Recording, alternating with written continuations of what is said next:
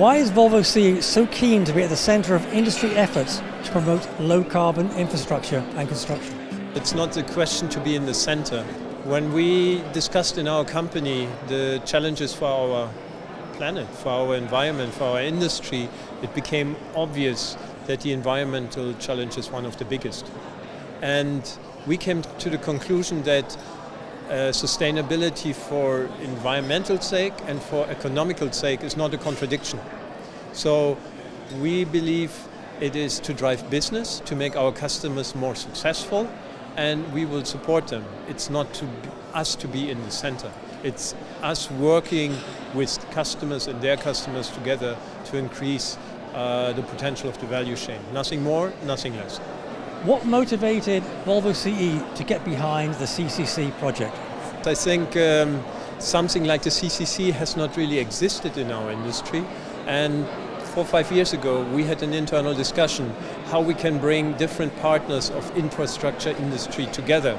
And it's a tricky issue because we are talking about people that are competitors in the business, competitors to ourselves. So we wanted to create a neutral platform where we can have the exchange that we just saw and that we just listened to today.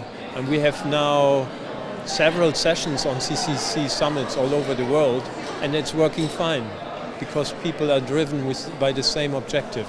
Talking, exchanging, sharing, and bringing the whole challenge forward. How do you assess the progress of the CCC project over the past 3 years?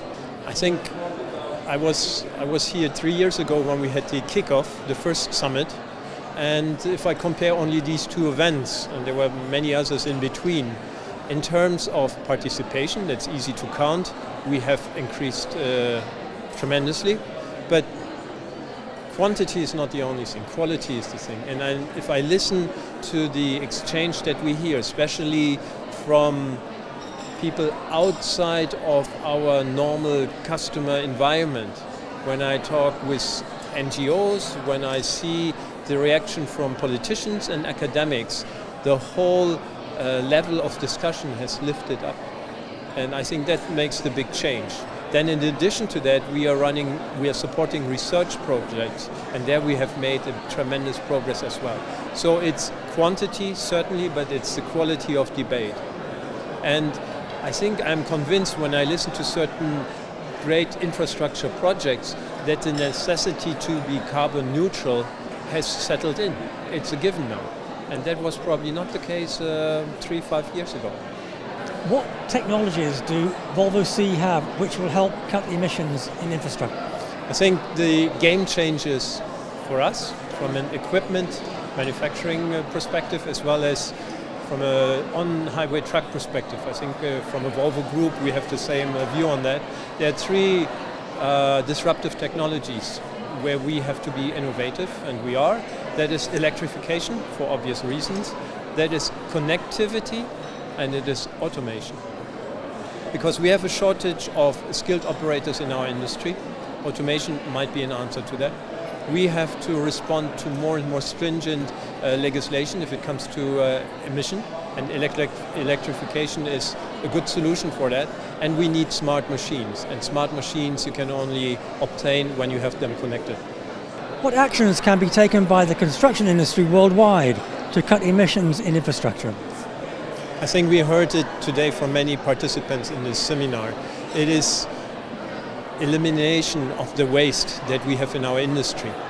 And what surprised me and what is probably new to me is question ourselves, do we have to do certain projects? That is the first thing. And if we do projects, do we do them more intelligently? And do we reduce waste in building material, be it concrete, be it steel, be it earth? Or do we have waste reduction in the machinery that we are using? So that concerns more us.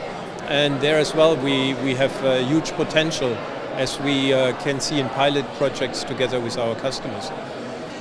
Volvo CE joined the WWF Climate Savers program. Yes. How has this relationship developed? Well, we first of all, we are very proud because I think in our industry we are the first to sign up for this program. And we take the commitment that we have made, 7 million ton of CO2 reduction in 5 years, very seriously.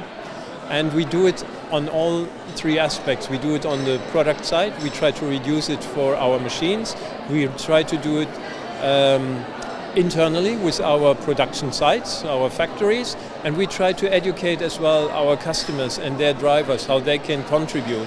And if I take only the second part, where we have made a commitment to reduce by 2% the waste in our factories, in reality we are up to 3%. So we are even better than we have estimated in the beginning. So the takeaway for me, first of all, we stick to our targets and we are fully committed to deliver. What messages will you be taking home from this summit? What I learned today, what was new to me, is that in our industry, the question is asked, do we have to build infrastructure? Do we need something new?